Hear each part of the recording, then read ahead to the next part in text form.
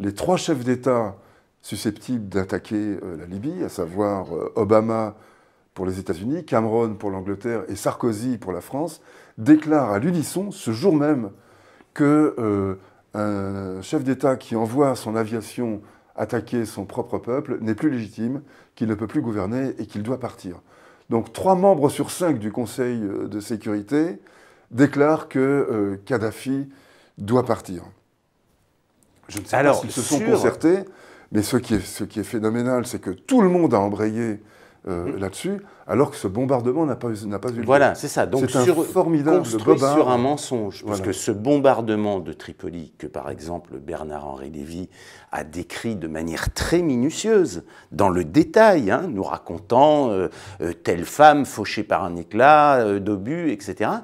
Vous nous dites, ce bombardement, il n'a jamais existé. Non, il n'a jamais existé. Et ça, c'est la seule certitude qu'on a, c'est qu'il n'y a pas eu de bombardement à Tripoli. Voilà. Mais d'ailleurs, il y a 3 énormes mensonges qui servent de prélude à l'entrée en guerre, qui sont l'un, ce faux bombardement, le deuxième, 15 jours plus tard, annoncé par la Ligue libyenne des droits de l'homme, des charniers avec 6000 morts, 3000 à Tripoli et 2000 à Benghazi, dont pareil, nous n'avons absolument aucune image et qui n'ont jamais été retrouvés, ou plus exactement, les quelques ossements auxquels on faisait référence étaient d'une part des ossements de chameaux, d'autre part des squelettes résiduels des cadavres de la révolte, de la mutinerie de la prison de Tripoli qui avait eu lieu en 96, c'est-à-dire... Il y avait aussi l'attaque de Benghazi.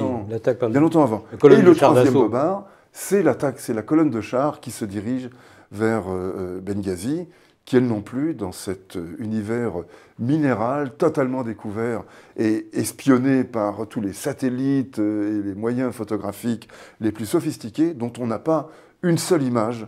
Elles non plus, on a effectivement une colonne de véhicules, mais des pick-up civils chargés de personnes avec des uniformes dépareillés, qui venaient sans doute, qui se dirigeaient vers Benghazi, mais qui transportaient plus de sacs de riz pour aider les troupes qui étaient là-bas que de munitions et d'artillerie. Il y avait, sur toutes les images que j'ai vues, il y avait 3 chars, dont un qui était dans un fossé déjà détruit. Alors qu'on parlait de centaines, voire de milliers de chars, et que la destruction de Benghazi était à l'ordre du jour. Donc,